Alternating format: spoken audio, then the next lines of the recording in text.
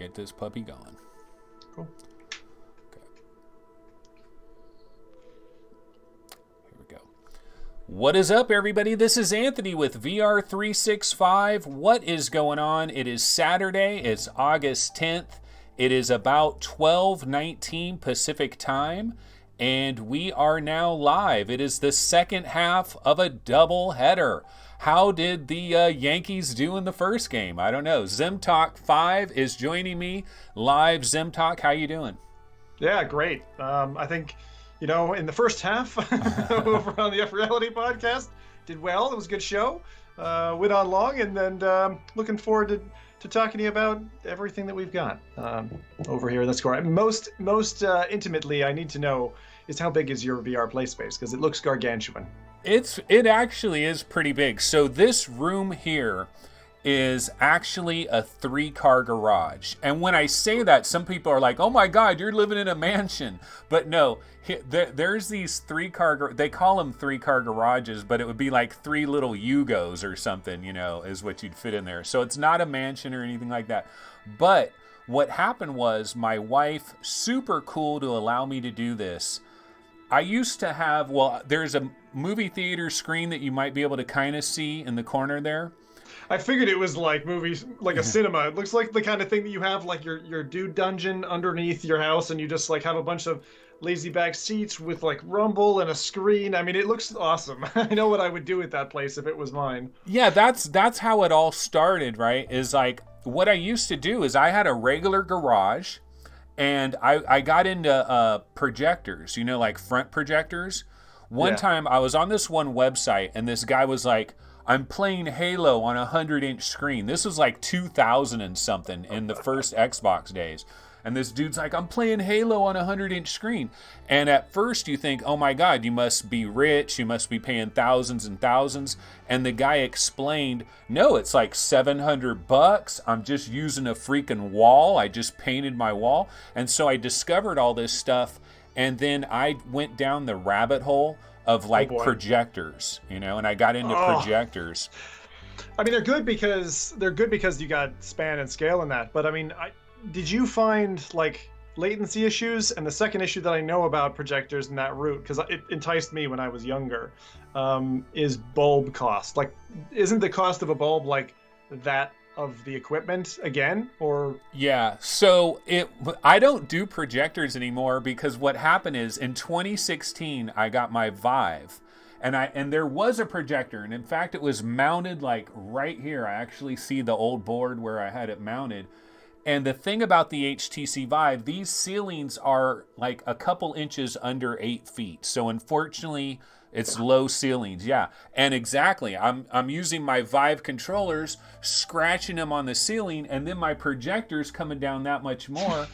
And so something had to go. And I decided, you know what, projector, out of here. So I don't use projectors anymore. People think I'm crazy because they're like, dude, you got this big giant screen. Because what I used to do with this screen, Zim, you know how like you watch the original Star Wars movie, and even though you're watching it on a 16:9 screen, right, you still got the little black bar on the top and bottom. It's still widescreen, but it's even wider than that. Now you go to a real movie theater and it's super wide. It's perfect. So what I did here is this is like a super wide screen, and I would zoom it out. There's this trick that you do with projectors where when it's playing like a Blu-ray that's 2, 3, 5 to 1, you zoom it out so that the black bars are just zoomed out, and the whole image is on your screen, and it's perfect. It looks incredible. It's like a movie theater. It was so awesome. For like a number of years, I would come in here on a Friday night, Saturday night. There's a stage right here, and then there was another sofa. So I had 2 stages. So like the people in the back row were higher up, so they could see over the front row. All this crazy stuff. You literally had the like home cinema that everyone dreams of. The only thing that I know now, because I've got my couch fitted with them, is when you've got that set up, you got the screen, you got the audio, like those are your main things. I know now the whole Dolby Atmos and all that, I'll say nonsense only because probably I think there's too many points now. It's like, I'm not mounting 9 speakers. Anyway, shakers. Like anytime I see that setup, I just immediately think of ripping the back of the fabric and getting shakers into the couches because that's a really cool experience. But so you got out of all of this. You're clean now. You're clean. Yeah, it's VR. I honestly believe I'm one of these nut jobs that believes 20 years from now you won't see a screen anywhere. Like it'll be like what? I'm absolutely the same. I actually think that driving down the road, you won't have any road markings. I think that that's going to happen. I think you're going to have AR overlay, and they're going to take away, because it's maintenance cost to put up a sign, keep it up, paint the road again 2 years down the road. Why would they do that? Why wouldn't they just have hot updating, equivalently AR Google Maps that shows you what part of the road to drive on? And then it could also cater for people who are coming from a country where they drive on a different side of the road, where rules are different. You could drive in, go drive in Portugal, and you'd see the road markings as you were accustomed to, or even that you liked. You might even see chevrons that help you know when to slow down or speed up. Yeah, and you could have it skinned for Star Wars or Lord of the Rings or whatever, right? So all the cars that are driving by are like land speeders and shit. Damn, that sounds good. But yeah, no, so I kind of have this idea that somebody has a big 70-inch TV in their living room. It's stuck on a wall, it weighs 200 pounds, and it's like, I think the days of a screen, like, it's going to take time. It's going to take 10, 15 years. I completely understand that, but I think the days are numbered. So I basically just said, look this is Project Immersion. Have you ever, there was a guy that did YouTube, Tribal Instincts. You ever heard of Tribal Instincts? Oh, I know Tribal very well. He actually started over on Twitch, and he was very heavy on Twitch for a long time before focusing on YouTube, actually. So he was like the, probably the second biggest name on Twitch for a number of years before he gave it up. Yeah. But he gave it up for the right reasons. I mean, I like Tribal a lot in terms of what he was focused on. He was obviously close to people like Barnacules and a few others, and his words still echo in my head because I've got a daughter, I've got a son, and he gave it up for his family because he's like, I'm not missing these formative years. And I have to say, as a decision I make every time I sit down in this seat, it's like that's another hour gone with my daughter that I'm never going to get back again. And my son, same deal. So now you're gonna make me cry. It's a decision. It's just, it's true. It's that's the hardest. I mean, people like they look at someone who creates content and goes, how do you manage that? Like you got a full career, you got all this other stuff. You manage that through sacrifices. And one of the things I don't do very well is extended friends and family. They never hear from me, and my own family, limited time with them. But we make special time. I got daddy's time on Sunday with my kids, which is great, and we do a whole bunch of stuff together. So you balance it, but some stuff has to drop, and you decide what to drop. Hey, since you're talking about this anyway, why don't I ask you? So, are you a full timer? Like this is your deal, or do you have a day job that you go to? I've got a day job. Yeah, I've got a day job. I don't go into great specifics about it, but I work in financial services. I've been 12 years working for a large corporate investment bank. And so, like, if we look at the F-Reality guys, like Brady's the scientist, I'm the banker, Mike's the ex-cop, and Nathan's the crazy lad who started off kind of business entrepreneurial VR. So it's a good set. But it's just something that I kind of like a Superman deal. I just keep the two separate. Pretty much hard line down the middle. It's like I've got my career, I've got my life at home and my aspirations that way. So this has been, I think calling it a hobby is probably not enough. It's my passion. It's really been something. Before this, for like 5 years, I was running really gaming organizations. So I was running communities of gamers who would get together and play games together, and that was my thing. We did kind of competitive LAN events and stuff like that. Played online heavily, games like DayZ or Day of Defeat, all that stuff. First-person shooters, but also things like Minecraft. I'm a big server admin. At the moment, I'm running 42 Assetto Corsa servers, 3 Minecraft servers, a couple of Serious Sam servers, and I was trying to get Half-Life 1 on Quest running, but for some reason it's arguing with me. So all that stuff's buzzing away in the background. I got a lot of boxes here in my house that I administrate. It's about 6 different PCs. So all that's humming away. I just like to tinker with that stuff and keep it running. Do you have a special room that you have like it's temperature controlled and you got all these boxes everywhere?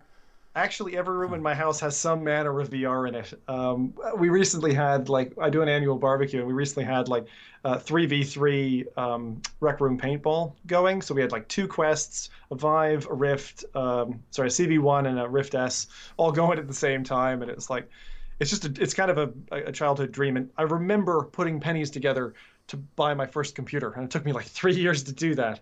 And now having like, I've got the LAN of a that I've always dreamed of. But like you said, sometimes that means you got to get the Makita out, get a nice large grade drill bit, and punch a hole through the wall because you got to run an extra network cable or mount a monitor. And I think some of that, as you say, will go away in time. So.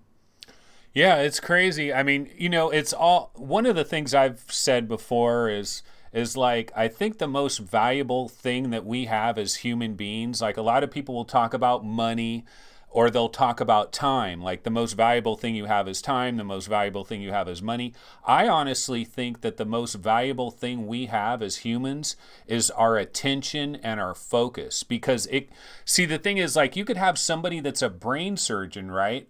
But what are the chances that they're going to be a brain surgeon and they're also going to be an Olympic swimmer? The chances are slim as hell because you've only got a limited amount of attention and focus, and everybody spends it differently, Yeah, yeah. I mean, that's the thing that people really don't. When they first kind of look at me and understand the full rainbow, they're kind of surprised. They're like, how do you do all that? Because I do 4 shows 4 times a week live.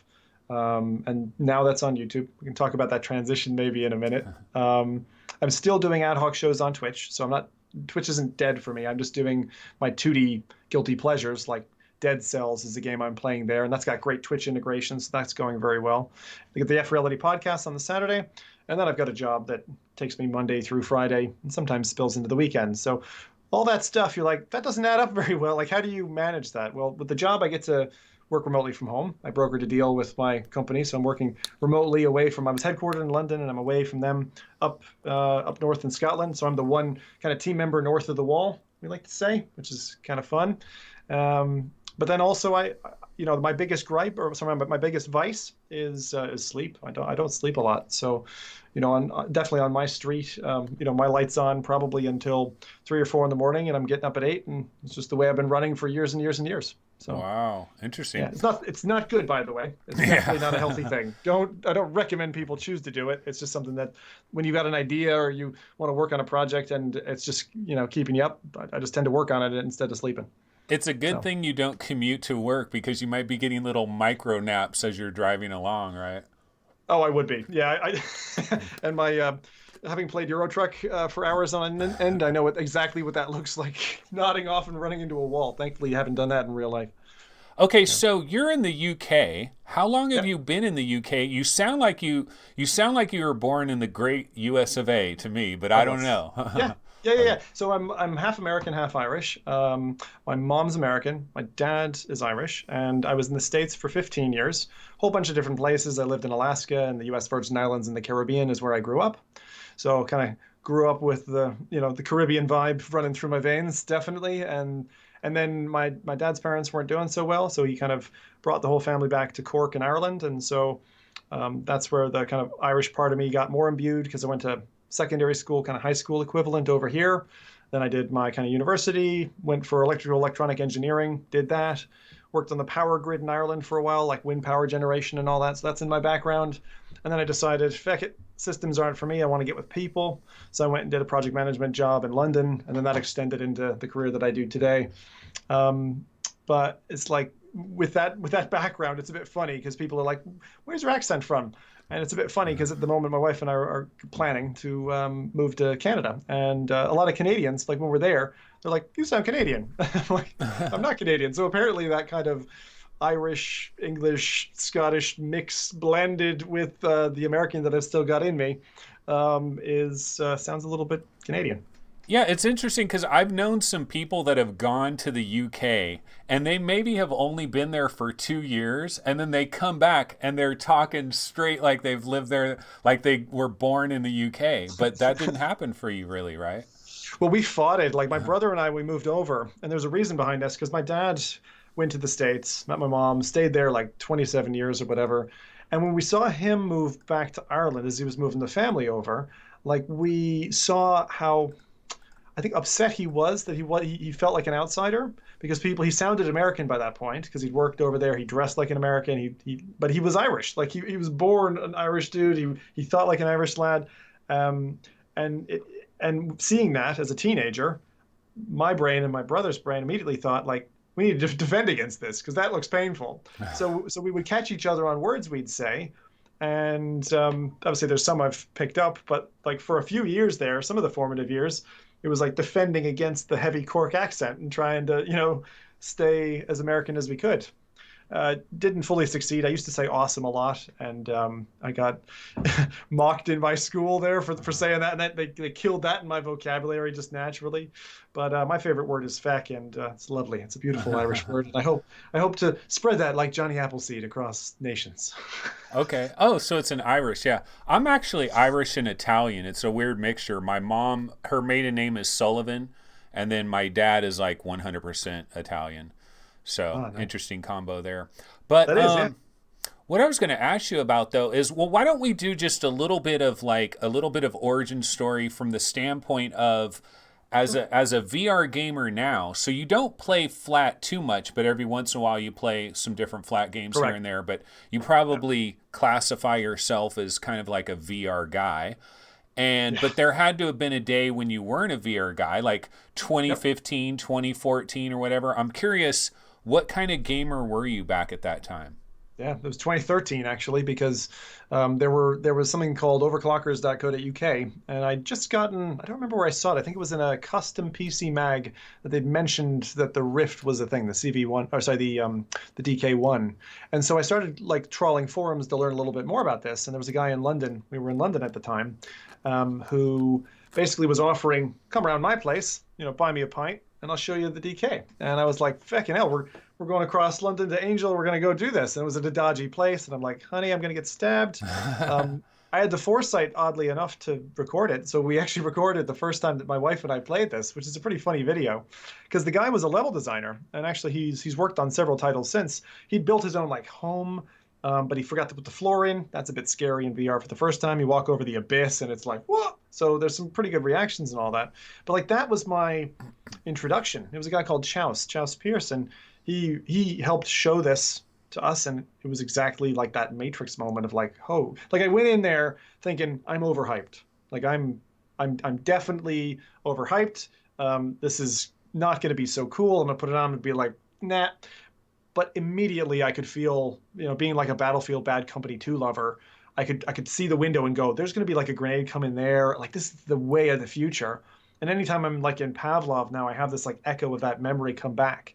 And I'm like, holy shit, that is something amazing. Now my wife is in chat, Imrela, and she's reminded me that the real origin before I got even hooked into VR was stereoscopic gaming. Oh yeah. So I did that. Like with the NVIDIA drivers, I was crushing over wanting the monitor that was 120 hertz, and I couldn't afford that. So instead, I went for the super cheapy route, and I had some like, it's not called cellophane. You know what that film that they have for projectors? Yeah. And I took some of that. I took cardboard cutouts for 3D glasses. I taped the stuff together, and I colored with a blue and a red Sharpie the lenses. And then I had my stereoscopic 3D lenses and used the NVIDIA drivers, played Left 4 Dead and Bad Company. Now that was, of course, from the flat plane of a monitor in. It wasn't surrounding you. Yeah. But it was enough. Even though it was this kind of horrible, messy yellow, looked like I was staring through a pint. It was still just like enough to get me hooked. And so that was the first step. And then after that, it was VR. And, I'd said it to my wife at the time. I'm like, shit, will I buy this? And then the news dropped about Facebook buying, like the news had just basically dropped about Facebook buying Oculus. I was like, will they feck it up that quickly? Really? Will they? And my bet was they can't do much in the first iteration of this headset. It's just about to come out. So I bought it. Or pre-ordered it, and then took 5 months to show up. And you can imagine what I was like on the day. Took all the way to, like, I took the day off of work. Took all the way to 4:30 for the UPS person to show up. And by the way, UPS is never here, so it was like really weird. It's like having federal agents appear on your front lawn. It's really weird. This brown truck. You don't see those in Scotland often. And it was a very special day, and that kind of started it all. So I got into Elite, and the Elite servers went down. I bought the kind of medium premium package, so I still had access to it, and it was really funny. But my wife was like, just stream it. Why don't you do that? Because now we've got an internet connection. And we were in Scotland by that point, and put it live. Reddit gave me all kinds of upvotes, and within that single stream, we went from 40 followers. I'd been doing some kind of early Twitch streaming and Unturned and some games like that, Assetto Corsa. And then all of a sudden, within the course of 2 months, we had 2,000 concurrent viewers watching the show. And it was like, fuck, this is really crazy. And that was just playing Minecraft in VR. And people are like, what the hell is that on your face? That was the comment that we got like over and over and over again. And around those times, there weren't many other people doing it. Cymatic Bruce was on the scene, Nathy was on the scene, and we were connected. And it was like, and then Bruce dropped off, and I ended up being the only like lonely streamer on Twitch, and I was that way for the majority of those 5 years. A lot of people kind of came and went. As Tribal was one of them, but Twitch was a kind of lonely platform for a long time. Although there's a lot of people who I like who stream VR dedicated like I did, and have a lot of respect for. So you had that first mover's advantage kind of on Twitch a little bit. Oh yeah, absolutely. I was the first proper like dedicated person, and there were so many waves of people. I mean, you don't get to 14K subs on Twitch doing VR only without having that advantage. If you try to do that today, even the other guys, like they've tried to penetrate the streaming platforms. It's really hard. It's not even something that I'd recommend anyone try and do, because both Mixer and Twitch have problems with discoverability. Like, you're streaming into a brick wall basically, and people who are already following you get a notification. There's almost no other discoverability on the platform, even if your show is entertaining and interesting. So that's why I moved to YouTube actually. Interesting. Okay, I wanted to go back before I forget though. You were talking about the 3D thing.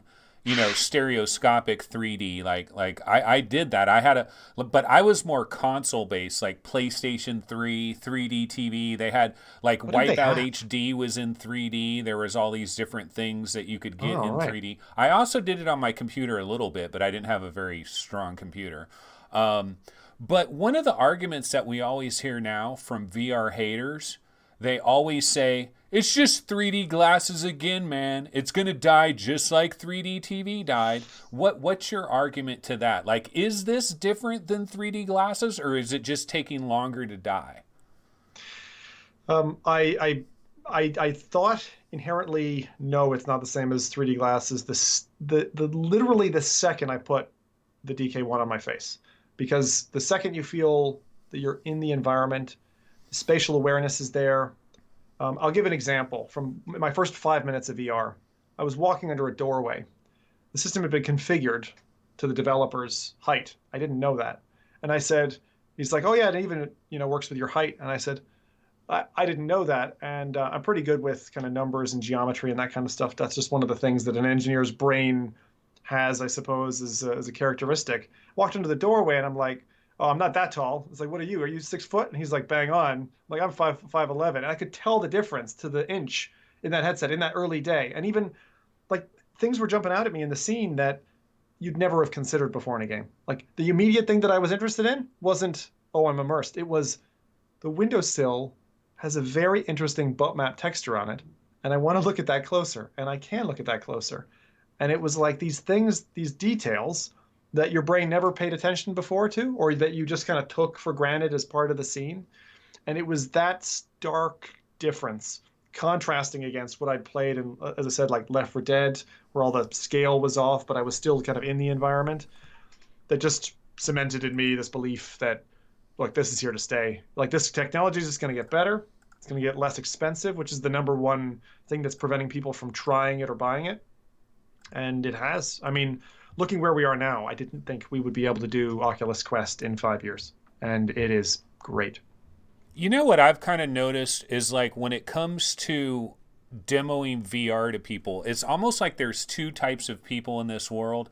And I mean, people always say that, right? Though, but it's like you put the headset on somebody, and it's like there's the type of person where they have the headset on their head, they're looking around, and they're like, this changes everything, And then there's the other person, they put it on their head, they look around, and they're like, this isn't as good as I thought it was. I thought I was jumping into the Matrix. This is kind of crappy.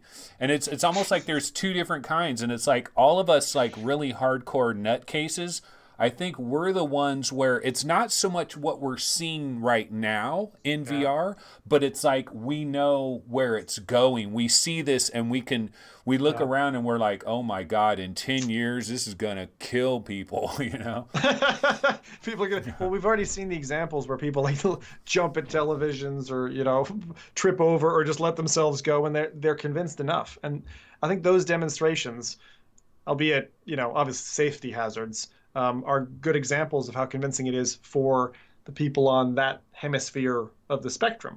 And just like your example, most of my close family members weren't all that impressed, saw the technology, and were like, I can see where it's going to go, but maybe they hadn't gotten the same penny drop in their head that you and I did, when we tried it. I mean, I tried it, I was instantly converted. It wasn't like a question. It wasn't this slow dip in. I was in. Like, that was it. It was literally like Matrix Jack in, and I was done. And that was with a panel where you had no 6 degrees of freedom, was quite nauseating. I mean, we had to be swapping. My wife and I were swapping for the whole time. And I think I went in maybe probably 5 or 6 different times. And like she and I were alternating just because it was so awesome. But it was, the sim sickness was a problem, and the screen door effect was widely noticeable in the early days. Tuscany was not a happy place and never has been for me. Yeah, I missed all of that stuff. I mean, I heard people talking about it. I first discovered VR. I would always listen to this podcast, Giant Bomb. I'm sure you probably heard of it, maybe. I know him. Yeah, that's big. And on an old episode of Giant Bomb, one of the guys on there, Brad Shoemaker, he had, I think it was like at E3 or something, where John Carmack was there with Palmer Luckey, and it was the duct tape, barely Exactly. working thing, and they were looking at Doom 3. And I remember I heard that podcast, and that was like the beginning of VR for me, but I kind of watched it from the sidelines. So what about you got an Oculus Rift early on, right? Yep. What was your thoughts about the whole HTC Vive thing that was also going on at that time? Because I think like it was a year prior at the Mobile World Congress in Barcelona, Spain, Valve kind of shocked the world at that time, caught people off guard. And it was like room scale. Oh, it's like the holodeck, and all that. But you went Oculus. Was there any thought, like, did you ever like waver a little bit? Well, I have both. I mean, I have all the headsets, so it's not. I mean, I had a Vive since release day, so I was. Okay. I don't use it a lot. Is the thing. I don't. It was my room scale touch control or VR motion control unit for the time, but I suppose you get to a stage where your daily driver takes over, and that's very much happened for me. So I went from DK2 to actually, my team was, for instance, we adminned, the live Twitch feed for Oculus when they unveiled the CV1. Like, it was a really interesting thing. So me and a team of 5, including my wife and 3 friends who were from my gaming community from before, we adminned that event, and it was so awesome to see the unveiling, because obviously they had, with the people from Xbox Control Design, shaped these controllers that I thought straight out of the gates was like, they got it. Like, and it's proven to this day, like they're definitely, in my opinion, the number one touch control. But Vive was great. I mean, one of the things I really didn't want to lose with, Facebook acquiring Oculus was I loved their indie side, and they have lost a little bit of that indie shine, which is kind of sucked, to be honest. It's not completely gone, but they're like, pseudo Apple at this stage. And from Valve, when you saw all those like markers on the walls and all the pictures of how this technology was going to work, at that stage, I was in my DK2 playing Team Fortress 2. Like, I was heavily into playing fast-paced VR games in like the Valve environment. So when that marriage turned into divorce, I was kind of sad about the whole thing because I really like Valve. I've like been a Valve fan for years, and when the technology landed, it was like, all right, well, what Oculus have unveiled doesn't match this by parity. These are two different offerings with different unique selling points. So I'm gonna have to get both headsets, and that wasn't cheap.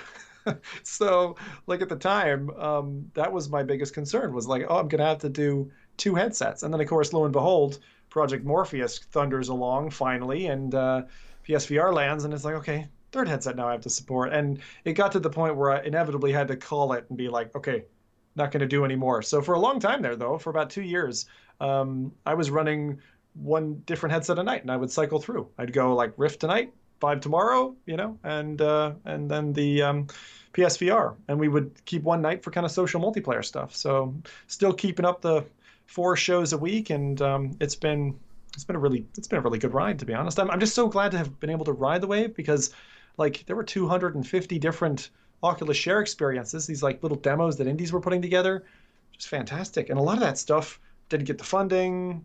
Developer disappeared off the planet. Developer went off to university or something. There's some like really young developers who were super talented. What we see today in things like the Vertigo 2 demo, I mean the amount of talent that goes in behind some of this stuff is like crazy. But all of that, I definitely miss that ecosystem. The kind of very easy indie 2 headset sharing. And I'll tell you where I see it. SideQuest. SideQuest is like so nice right now, but I don't know. There's enough headsets now that they're gonna have to start making pink ones. It's gonna happen. It happened with sneakers. It's gonna happen with headsets. So Yeah, it's kind of amazing. I mean, if you really want to be in this thing right now, you've got to own like 4 headsets. You got to have a PlayStation VR. You got to have one of the big PC VR ones, and you probably need to have a Quest too. Otherwise, you're going to be missing a lot of what the industry has to offer. Why don't we talk about the Quest for a quick second? Because I'm going to grab a Quest trailer of some type real quick. But with the arrival of the Quest, so it's weird because a lot of my audience, I'll admit, is like they're PC VR guys, a lot of them. And the Quest to them is like a unnecessary distraction, Yeah, and they're like, this is distracting Oculus. It's taking their time away. It's now they're focused on Quest. We're not getting our better Rift. All this stuff, and so there's kind of some negativity out there.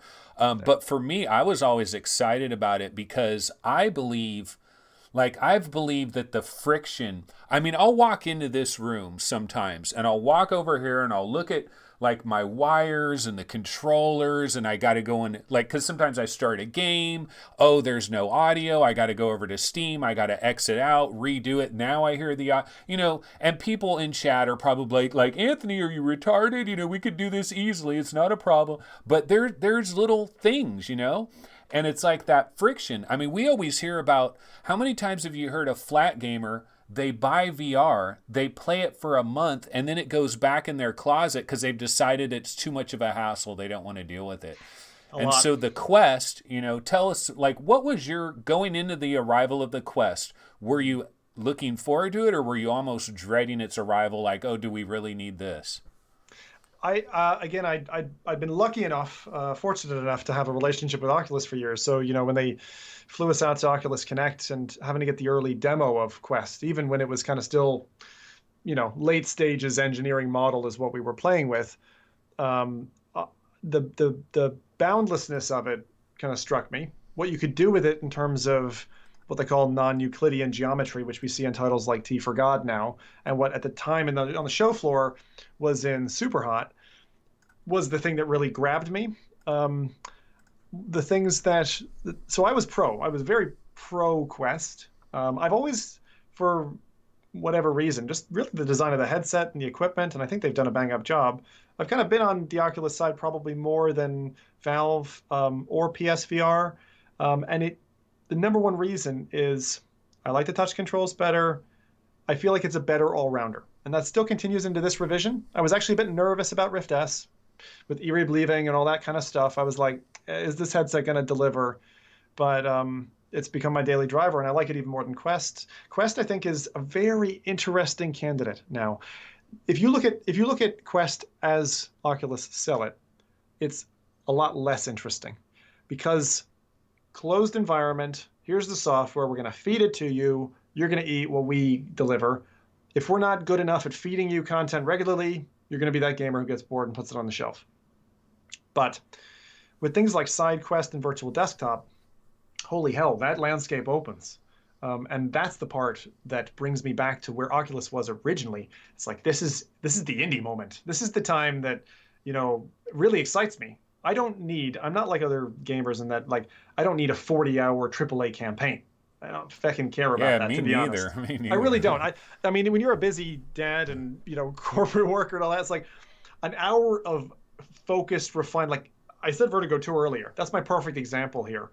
You can play today. I can pick up my Rift S and I can go cable across my room and, I can go play Vertigo 2 and it'll look great, but I'll have that cable dangling. Or I can virtual desktop to my Quest and play it that way. My controls are a little bit skippy. Like every so often I'll get a little bit of a blip, but totally playable. And the visuals in that panel are way better than anything else I've got in the house. So it's like, and you get that with the freedom. I can walk into the other room and do that in a bigger room than the one I'm currently casting in my studio. And that's just like, that's the mind-blowing thing to me. To be able to play like contractors competitively better because I don't have a cable every so often pulling me is nuts. You must have a good router. I do, yeah. It's a 5G router. Internet in the UK is and in Edinburgh particularly is very solid. We have 4G, and it's like, I mean, my internet, not to make it drool for those who don't have it, is 360 down and I think near 100 up. So it's a pretty fast speed. It's not the best. I mean, Europe's got better. They've got Gigi and stuff like that, but it's certainly enough to whet the appetite. But this concept of like streaming to a headset is actually working now. It's working in 2019. And as I said, that leap from where we were with the Doom demo that Palmer showed off, and it was Carmack that dragged me into it. You reminded me here because I've been a Carmack fan for so many years because I was a Quake guy, like Quake 3, Quake 2. I used to do Quake 2 level design. It's like that was my thing. This like Twitch happy and Twitch movement is what I mean for people who would get confused with Twitch the platform. I mean, the whole 360 no scope, shoot someone with a railgun on Q3 DM17. That was my scene. And so to get that all dovetail into the VR network now, I love it. I mean, where were you with Quest when it landed? How did you view it as it came into the environment? I mean, as you said, you got a lot of kind of like hardcore, PC master race veterans, which I will absolutely raise devil horns to because they're my people. But at the same time, I mean, what was your personal impression of this piece of technology? Yeah, I was excited for it because for me, like even before trying it, I was excited for it because I almost feel like in certain ways, like the Quest is actually the first real VR product. Like this is the beginning. Now we move forward from this. I know my PC VR guys won't agree with me about this, but I really think the cord, it just has to go, period. It simply has to go. And so, yeah, I know graphics. And so I was worried about, the Snapdragon 835 and all of that. You were saying. I got lucky. I went to GDC and I got to try some of the Quest stuff there live. And I was like, pretty damn good. Beat Saber basically is Beat Saber. I played the sports scramble game, which I know a lot of people aren't into that game, but I was like, oh man, it's vibrant, it's colorful, the sound was good and everything. So I kind of got hyped on it. And honestly, I really like the Quest. I do. My Quest is sitting over there. And I've been recently playing Red Matter on it, and I'm amazed at how close they've gotten that game to the real. Yeah. Like I played the PlayStation VR version of Red Matter, and they're almost identical. And to think like I got a PlayStation VR in my head, that's kind of incredible. So I got to ask you something. This is from one I can tell audiophile to another. What cans are you using? What are those? Oh, these aren't like really high. They're Sennheiser. They're decent, but they're not like. I mean, there's so many levels. Recognize them. They're like HD oh no, I know. There's 581s or something. Okay. I got them on a good deal. They were like half their normal price, which was Was it like still mass expensive. drop or something, or some other, I don't or just a normal remember. sale? I don't remember. Somebody was like, "These have never been this low," and I was like, and I needed headphones, and I was like, Yeah. "What the hell? I'll go ahead and try it." But Grant? yeah, the other thing I've noticed too, though, is like a lot of people with their Quest.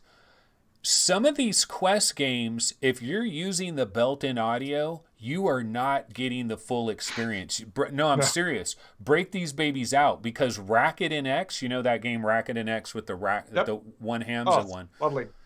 I love that game. And on the Quest, the audio, the 3D audio, that company, One Hamza, they actually are a 3D audio company that made a demo.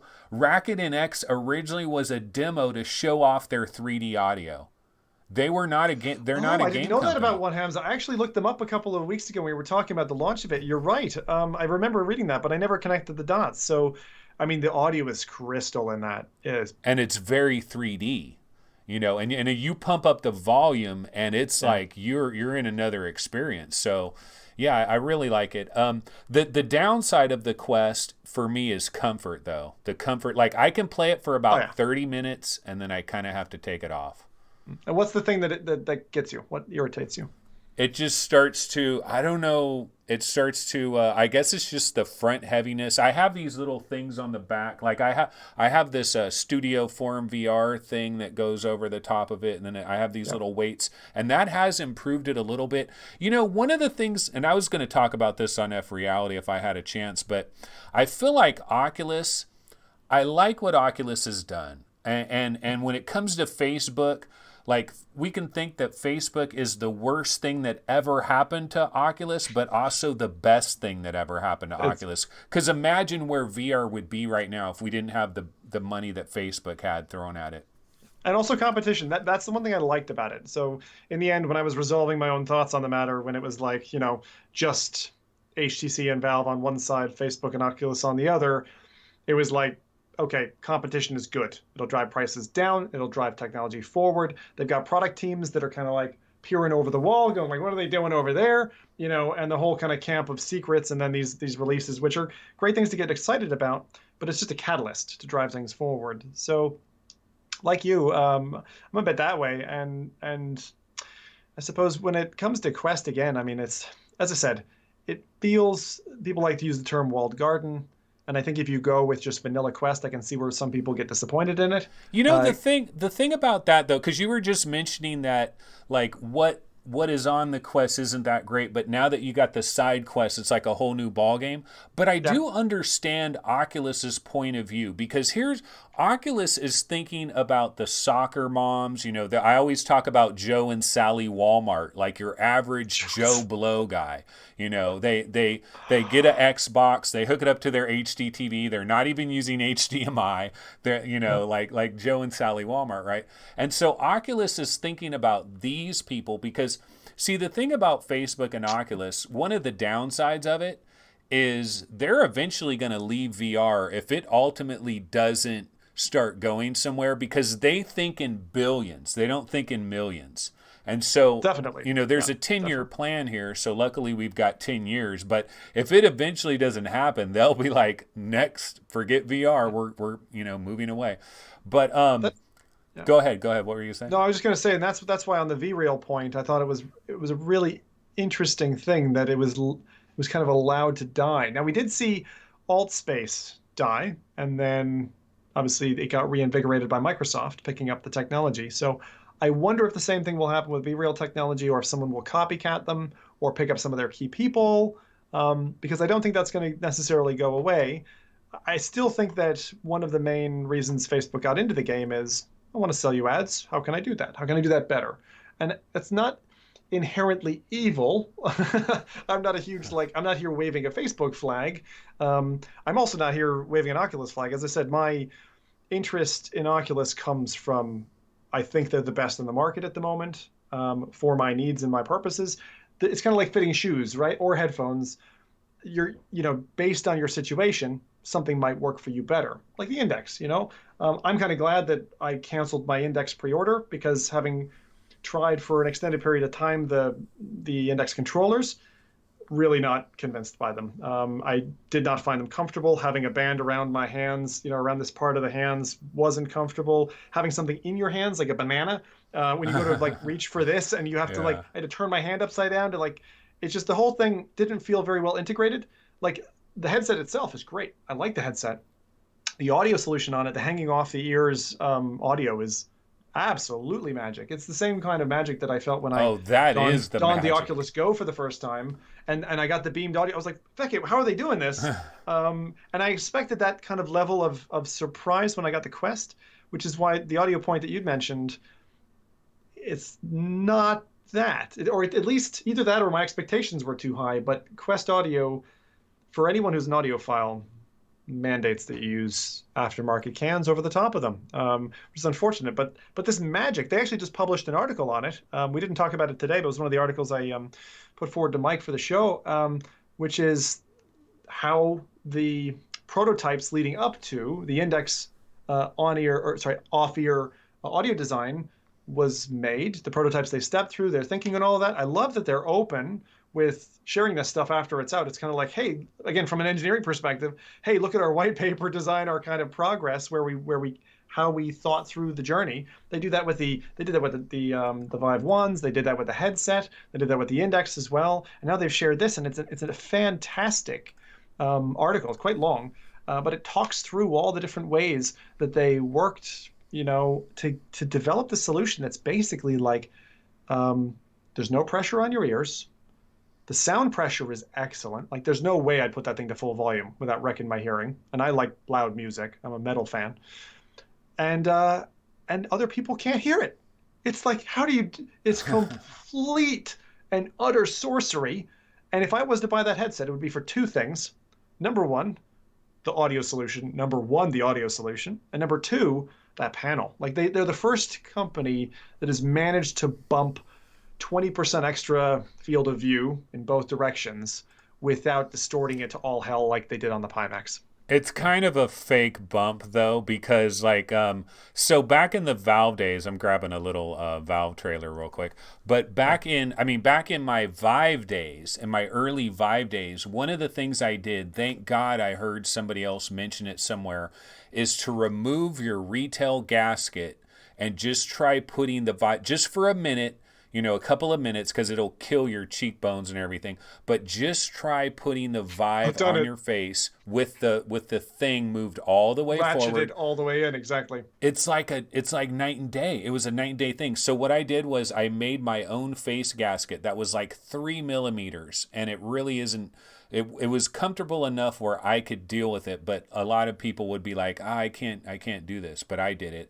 And for me, like my son would sometimes come into my room, he'd want to play Vive, and he'd be like, Dad, can you put on the other thing? And so I'd put the retail one on, I'd forget about it.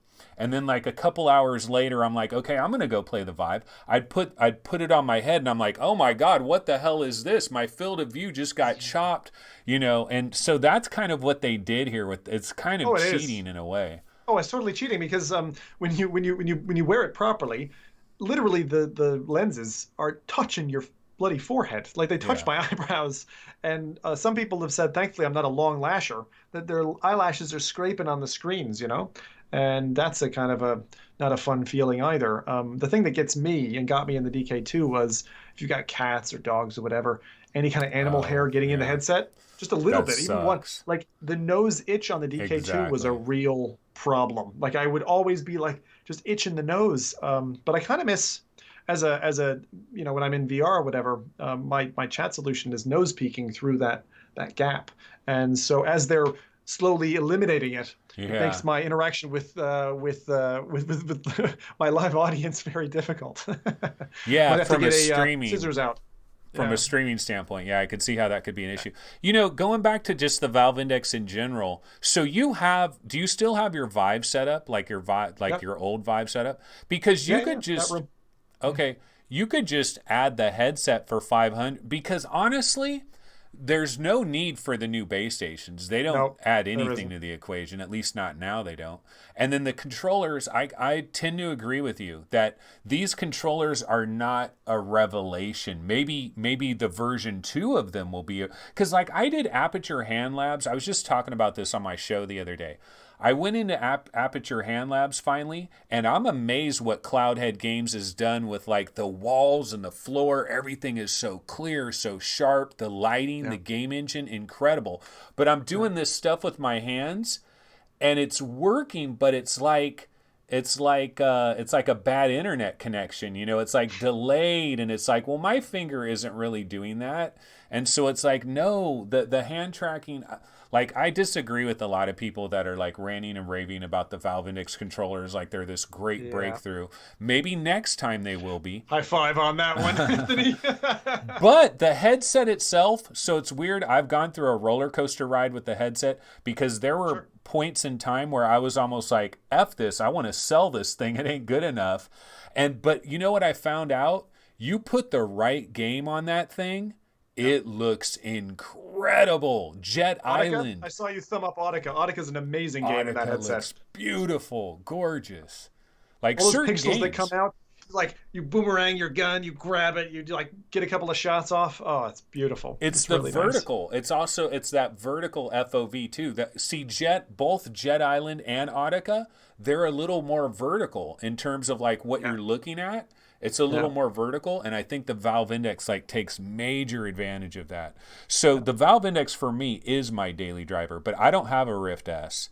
So anyway. See, for me, the if I was to compare or contrast them just quickly, like the Rift S is so easy to put on, and that's one of the problems. Like if you're swapping between headsets, one of the problems with the Index controllers or the Knuckles is they train you to not care about what's in your hand when you're doing a throwing motion.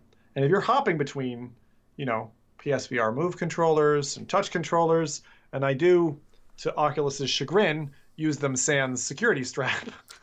And I've never thrown them, by the way.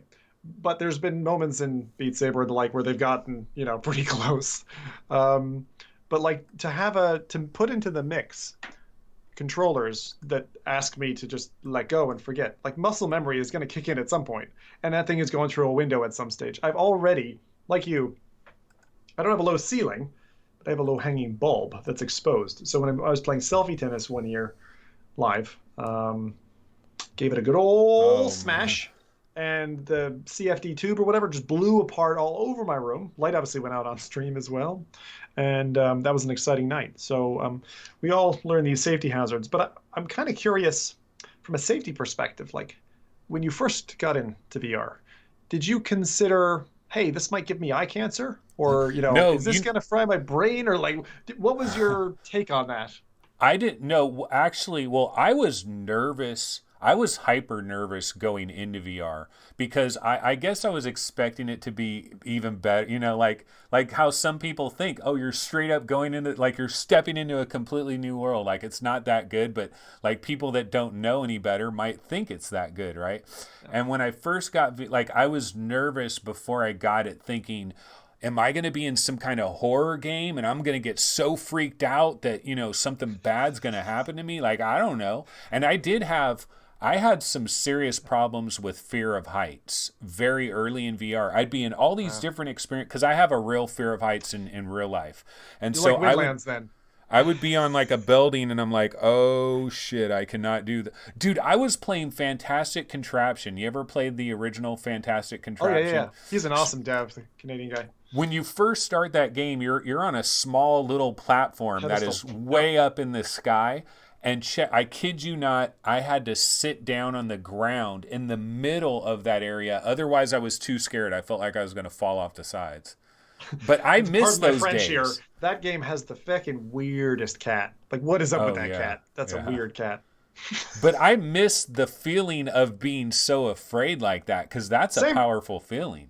You get over it, and that's the. But I think what's going to happen is it's a little bit of a race. Like because one of the things that I kind of reconciled for myself, and only recognized maybe 3 years in, was that my brain is actually taking care of two different realities at once. Like it's not completely convinced that it's in another place. like what you were saying. If you were in a horror game and you were completely convinced, it'd be terrifying, right? But say you're in a situation, but your brain comes to get over the sim sickness, for instance, in the early days where things weren't as nice and high refresh rate, and they did trigger your vestibular system, and it went all like, you got to throw up, you're poisoned, you're poisoned. So in those days, you'd be in the headset, you'd be doing that, and you'd just be playing away, and you'd be in something like I used to still remember Windlands. Like there were times where I was absolutely terrified of the height, and I'm like I used to do mountaineering. I'm not like totally against heights, but it was still enough of a convincing thing where like I'm not going to step off of that. I had it recently playing the Void of the Star Wars experience where it was like on either side it was just lava, and it's like you couldn't pay me money to take a step because I know I'm going to fall into lava, and even though I know it's a sim, just that minuscule chance it's actually real, like I'm not going to do it. And it was not; those aren't the best panels in the Void experience either. It's just there's something about if you feel heat or wind, anything else like in addition to sight, your body just like is like I I'm wonder not if doing that. I'm curious, like the Federal Trade Commission, like these agencies, like Yeah, at some point, and we could talk for a second about like violence, because like the sure. violent video game thing, right? It's Video topical. games, it's the scapegoat again. This happens every time. But like if you've ever been in Blade and Sorcery and you're like taking a thing and you're like stabbing somebody right and it's coming out the other side, like we're gonna get to a certain point here where the graphics are so good and you're physically Yeah, what game was I playing? There was a game that I played where you literally snuck up behind somebody and then you did like this maneuver, yeah. like you're getting behind them and you're physically doing it. Like it is a little bit different. I wonder if they're going to come after VR gaming. I'm worried about it a little bit. They probably will. All it takes is a video or two from someone who's highlighting it in that way for the Parent Teachers Council to come down heavy on it, and then CNN to pick it up. So that'll happen at some point. But if it hasn't already, with Gorn or some title like that. But I think that for me, like coming across violence in game, I did find definitely for a period, it's like you get to a stage where you're like you feel uncomfortable about pulling the trigger on somebody, knifing somebody, all that kind of stuff. I still remember accounting when it first Oh dropped yeah, the guy's and stabbing stomach. the Yeah. guy, right? Yeah, like I mean, to this day that still feels weird. All that anything with a knife seems like Yeah. very intimate. The thing that also got me was, which I had to again, like you're telling yourself it's not real, it's not real, it's not real. You turn a gun on yourself, like that is difficult to do the Oh first yeah, couple of yeah. times. I still get a What game twinge. was it where you did it? Was it Super Hot or there was a game where you had to do No, it? Like they're waiting age, for you to do yeah, it. it was ages ago. It wasn't a forced thing. It was just part of the chat. We're like, hey, what happens if you shoot yourself? I'm like, I don't know. And I was like, a bit, like you just like wait that half second of like, yeah, I don't feel right. Um, but it has helped as well in some weird ways, and it is having that effect of like numbing you because I used to do roller coasters a lot, and that used to be a thing. There were a lot of roller coaster games back in 2014, 2015, less so now, and the ones now are kind of crap, to be honest, not very good quality. But the coaster games, oddly, had an effect that when I went on a real coaster, when I went down to OC4, we went to a theme park with the Windlands team and rode these like pretty aggressive coasters. That was like 10 years ago.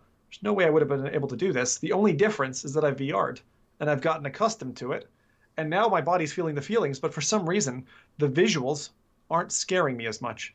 And when I went into like things like Assetto Corsa in VR, I was nervous that it would affect my driving and that like the um, the warning signs, right, that pop up in your head saying, "Oh, you're too close to somebody" or whatever. I was driving recklessly in Euro Truck and American Truck Sim, and I was like, "Is that going to imbue onto my real world driving?" Thankfully, it didn't. But there were some effects. I had a kind of in the early days, I had a weird thing where my eyes would relax because they were getting used to like relaxing to infinity. So if I was driving, like if I tried to focus on a car, maybe 4 or 5 car lengths up, my eyes would blur because they were focusing on infinity. They were used to looking at the panel and just relaxing, and focusing at like medium distances was difficult. So there have been some kind of physical effects in the earlier days. These days, not so much. I haven't I've seen those again. Well, you mentioned T for God and you mentioned Yep. non-Euclidean, Yep. geometry or whatever, right? So I did T for God on the Quest. I was trying it out. This was a little while back. And the next day I was at work and I'm sitting at my desk at work, and all of a sudden it felt like the entire world started going like this a little bit. And I was like, oh shit, maybe I shouldn't be playing these. Like I kind of do wonder. There No was headset, you mean? Like no headset on and all of a sudden just... Yeah. But I mean, not as dramatic as I'm saying. It was more like just a very tiny bit of like phase shift. Where it almost seemed like it was starting to tilt a little bit. But there was another story that kind of got buried. You may have never even heard of this story, but I covered it one day. Where did you hear anything about this link between dementia, rats, and VR? Like they're doing these tests with rats in a cave room, and they're saying that they're having memory problems or something, because it's like, and they go into the scientific reason that like the brain is firing these synapses, but in the case of the VR stuff, it's only firing 40% of this or whatever. You know, you go into the weeds with all of that. But I read all of it and I'm like, you know, because you think about the 1700s, doctors would like deliberately bleed people to death. They thought they were saving them, you know. So there's always things we're doing that we don't realize, and then 100 years later they're like, can you believe those idiots back in 2016 that were using Vives and Rifts, and now they're walking around and their eyeballs are going the wrong way, you know? No, I had the conversation with my wife before making the DK2 order. It was about a 30-minute period where I said, what happens if, you know, I lose my sight to this thing or whatever? It was literally that early on. No one else was doing it at the time. No one had a headset other than some very early DK1s. And it's like, if you spend a substantial portion of time in this, what's the long-term effect? I'm always very aware of those things. But I made a conscious decision and I was like, okay, I'm going to go do this. And then if in the end they call it Zimitis or whatever, and you know people go blind, at least I got something named after me. But you know, I'm not that pretentious. I don't pretend like that type of thing would ever happen. But there are potential health effects longer term, and I think it's just good to know, you know, ask yourself the question, what you're comfortable with, risking, and then doing what you feel good about. But it's something I'm comfortable enough now, 5 years down. You know, I let my kids do it, and they're quite young, but. Some of the experiences I've had, you know, playing BOGO as an example with my daughter was a real special moment where they hadn't designed the game for kids like Job Simulator. Job Sim has a little toggle switch, and then she can make the game smaller for her so she can reach everything. And in BOGO, you've got this little fat little alien creature you're feeding to make him happier and change the world. And there's apples on a tree, and she was like playing with the Quest and all that, and she's like, "Daddy, pick me up because I need to get the apples." And like this kind of weird father-daughter bond moment of like lift her up so she can pluck an apple that doesn't really exist so she can feed it to an alien that doesn't really exist was really cool. But one of the two hemispheres things I wanted to reflect on before we moved off the topic of kind of safety was I really fully believe that at the moment and in current VR solutions, we're basically maybe not like half the synapses are firing. I think it's the opposite. I think you're basically overclocking your brain to kind of match, because what you're trying to do is you're getting your system to pay attention to everything. And then on top of that, you're layering yet another thing. It's like a virtualization layer in PC land. You're paying attention to both sets, not just the one set. And I used to find myself not just physically tired, but there was something else, like a computational tiredness that would come into me after a 6 or 8 hour stream or something. And I attribute that now to this kind of concept of if I'm not completely or sufficiently immersed, my brain's doing double time. And I still think that that's happening. And I do think it's actually, over the last couple of years, probably aged me a little bit faster, is my guess. But that's just, as I said, that's just hearsay at the moment. I can only say it from being in my body and experiencing all those headsets. But I'm kind of adamant about it. I do think that that's happening. Yeah, Slayblaze in chat, the very first time I'm checking chat. I mean, a lot of stuff is going on in chat, but I try to concentrate on the conversation. But Slayblaze says, I think VR is exercise for your brain and optical system. As we game, our bodies learn to adapt and actually get stronger and more acclimated to stress. Maybe, yeah. Well, they've already proven that, like, people who play first-person shooters, even not in VR, but you know, are quicker in motor vehicle accidents at identifying a a coming event and a scenario that's about to unfold, like a little girl walking across your path while you're driving or whatever, but they're faster to respond. So more studies need to be done, I'm sure, but Yeah, I agree. I recycled would agree. recycled in chat says now you're thinking with portals. uh, but one thing I was going to mention real quick here, and this is like almost going a little metaphysical, but I have noticed since having VR, like these 3 years or whatever, it's almost like I've been questioning like real reality a little bit more. And I wonder if there's like some kind of side effect that's going on where people that spend a lot of time in VR, because I believe there's gonna be a day when you put a VR headset on, like if you're looking at that wall over there, right? Yep. You put a headset on, there's going to be a day where it's identical. It's perfectly identical. We're Yeah. going to have photorealism where somebody takes off the headset, it looks exactly the same. They put it back on from a photo, like Sure. photogrammetry, just pure realism. And then the other thing I've been a huge advocate of, and I don't think enough people talk about this, but I really feel like one of the big things that's missing from VR is our bodies. Our bodies. Because think about it, like when you've seen a science fiction movie where somebody like steps through a portal and now they're in a different world, they Yeah. step through the portal and then they're looking at their body and they're like, oh my God, I'm in this different world, and their entire body is there. And like when we play VR right now, it's basically our head and our hands, and it's like not even, it's not our real hands, not our real head. We're basically the invisible man. There's going to be a day though where we look down and it's like, here's my chest, here's my shoulder, and it's going to actually have like my scars and my little moles, and then I think that's going to add so much more immersion, because your brain is going to be like, no dude, you really are here. Yeah, yeah. And one of the things with body presence as well is if the body that you're in virtually isn't matching yours, I think that the disparity between the two can sometimes be a highlight. Like it's like, oh, I need to pump some more iron. My arms are skinnier than this, It's like, or you look down, you're like, whoa, I'm ripped, this is looking good.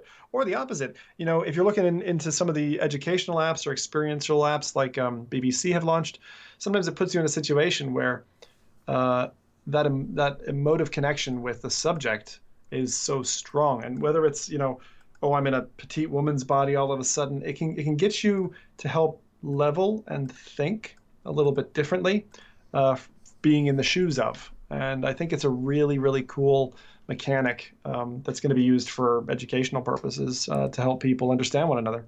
Yeah, they talk about VR as a great empathy machine. Like I've tried some 360 videos where it's like, and the whole 360 video thing, that's another thing.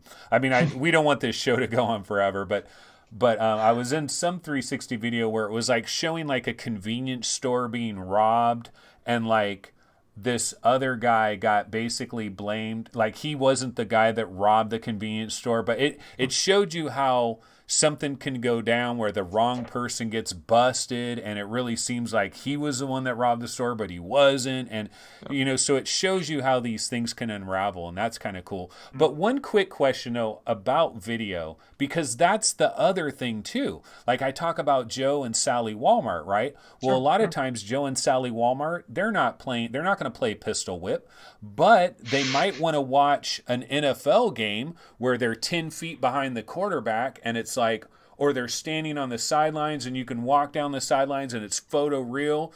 Eventually, Intel was talking about like fractals and stuff, right? And they're talking about Yep. taking video, making it somehow into pixelated, where individual pixels, they got a million cameras going around, and so they break down the moving video into individual pixels. And then if that's the case, then we would literally be able to walk around moving video and be inside the moving video, Yeah. which, don't you think that will just change the entire game? That's why I think it's impossible for VR to fail, honestly. Yeah, I don't see it going away. The reason there's only one reason really, which is the reason why I think it's not going away. It's that from the time I tried it, I knew as a consumer I would be demanding that support. I knew that I wanted from then on And I spent a good probably 4 years almost not touching a 2D game. So I've only dabbled back going in now, catching up a bit. It's a good way to take a break. Sometimes you see things you want to try. I try to make time for them. But I use it as a way to kind of let my hair down, and now to keep my Twitch show kind of still running for people who like prefer that platform to YouTube. But YouTube's been good as well. It's a nice platform. It's really grown up. I think that was really smart of Google to go and brain drain Twitch and copy most of their elements and make their own thing, because that's basically what happened with the Amazon acquisition, because they were bidding for it, bidding for Twitch as a platform at one stage, and then came up with their own thing, and they've mimicked a lot of the different features. So parody wise, now is a good time as any to switch if people are thinking about a platform, jump one way or the other, because they're pretty close. Yeah, I've actually Facebook isn't. Facebook is a long way to grow. Yeah, my show here was 100% YouTube, and then I started. Somebody was like, "Dude, you should do it on Twitch a little bit," and so I started. I'm doing 3 shows on Twitch and 4 shows on YouTube. It's like an experiment. I'm experimenting, and I don't know. Twitch isn't looking so hot for me, but I have to. It's a hard wall. It's a hard wall, especially because we don't have a category for VR anymore. That's one of the issues. Yeah, it's crazy. And Mixer has the same problem. They have a you can select a game which is virtual reality, which is great. So if anyone's interested in just starting off, Mixer's not a bad place to do it. But it's kind of a funny place. Like if you believe in your content as an artist or as a creator, do you really want that, muddied with something else over the top of it? That's the thing. It's a less pure environment. It's more like a playful sandbox, I would say, in terms of the different platforms that are available right now. Yeah, I haven't really checked out Mixer too much. I mean, I know it's in the news in a big way with Ninja and all that, all that. Yeah, good old Ninja. Yeah. But anyway, Zim, we've been going for a while now, and I got to say, this was an awesome interview. I really liked it. I've got a million more things I could talk to you about, but we'll just do it on another episode at some point further down the line. Happy to come back, no problem. Yeah, that'd be good. So, thank you for having me on. It's a really funny thing. People don't often know about me. I'll leave with this tidbit: is that I'm really not a watcher. I don't watch even the other F Reality guys stuff. Like I don't view stuff. I'm somebody who fills his life to the brim and generally is just kind of doing something to share, and that's it. So I mean, even if you ask me like how many videos have I seen of Nathy's end to end, I could tell you on one hand, or Mike's, it's probably 20. But I generally don't kind of watch stuff. So I'll see you guys around YouTube and all that. And for anybody else who's a Tool fan, we're celebrating this week because they've dropped some new music, and I have to keep echoing that to everybody who's come across it because they've gone digital. So if you don't know who they are, they're an art metal band. And if I was to give you one recommendation in the VR scene, I'd have to say Invisible Hours is probably something that a lot of people have missed. And if you're into plays, I used to be like a follow spot in a play and technician behind the scenes. It's a really interesting medium, and there are only 2 games like it: the Invisible Hours and 1111. 1111 isn't as good, but those are the only 2 games of that type in VR at the moment, and it is something you just need to check out. It's really cool. It's quite gripping. You can get it on, I think, Rift, Steam, or on PSVR. Check that one out on Zim's recommendation. You know what I've always said about Invisible Hours? I say it's not a game. I say it's the first VR movie. It just happens to be animated. It happens to be cartoon. It's running in a game engine. But I honestly think Tequila Works and Game Trust, like if they had said this is the first VR movie, they're not lying. And I kind of believe like it's almost like location-based storytelling. It's like you have a story that's unraveling at a location, and the story is happening simultaneously. All these little mini stories all happening at a specific location, and then you're just deciding, where am I going to be to see part of this story? And then you've got all the replay value and all of that. This is the way to go. This is the way forward, man. The reason I thought of it is because you mentioned the Intel pixelation approach, it's like a precursor to that, because before you capture that, with the kind of photogrammetry approach, if we imagine it in real time, in real life, you've got a virtualized equivalent of that with a really solid story. And for anyone who gets to the end, tweet the devs, because if you don't know how to get to the secret ending, it really wraps up the game in a way that you have to get to that special place. Huh? It's Because like I Thumper. finished If it, you but I finish don't know. Thumper, oh, so have you been to the balcony? I'm not spoiling anything in saying that. I don't think so. Like at the You end, need, at the end. yeah, Yeah, because it does no. the game does not resolve itself, and if you don't Oh, see the ending, it is amazing. It is incredibly well written. The guy who wrote it, I'm a big fan of, and he's been picked up by Valve to work on their VR projects. He's been working with them now more than a year, and I he also wrote Farpoint, the story behind Farpoint, which is a bit lighter. It's about two people on an alien planet who, you know, go through this kind of saga. But he did that, and he did Rime, which is a 2D game that was a real tearjerker for people. But the Invisible Hours is amazing. Yeah, it's one of those must plays. yeah, no, I love it. I recommend it all the time, and it goes on sale all the time, so you can Yeah, always it's pick it like up. 6 or 7, and Yeah. it's really cheap. Yeah, but thank you, Anthony, for inviting me along and coming on to F Reality earlier. It's good fun to do a double bill. That wasn't originally the plan, and then Rowdy decided to go see Viper get married, and I think that was a good wedding. Good riddance to Viper. He's now married, so sorry, ladies. But it was great connecting because we've not really had an introduction at all. I could say before today, we haven't really connected at all, and it's really nice because I can tell you know your stuff. I'm amazed at the 365 streaming that you do because that's mental. And it's nice meeting a fellow mental patient. Yeah, I miss a day here or there, so it happens. But That's yeah, thanks so much, man. Really loved it, and I definitely do want to have you back on. I mean, we'll wait a while, bring you back a little bit later when there's other stuff to talk about. But absolutely, because I know there's lots more things we could potentially discuss on the show. But thanks so much, Zim. Absolutely appreciate it. And make sure, so it's Zimtok5 on YouTube. Is that, yeah. yeah. I'm Okay. Zimtok5 all around the web. So if you want to grab me on Twitter, Twitch, YouTube, those are my 3 main platforms. But YouTube is my VR live show that people would be interested in. Okay. Yeah. Everybody bounce over there. Zimtok5. We'll be checking you out. Thanks so much. Thanks so much. Okay. Cheers. Take it easy. All right. We'll go ahead and stop the stream, folks.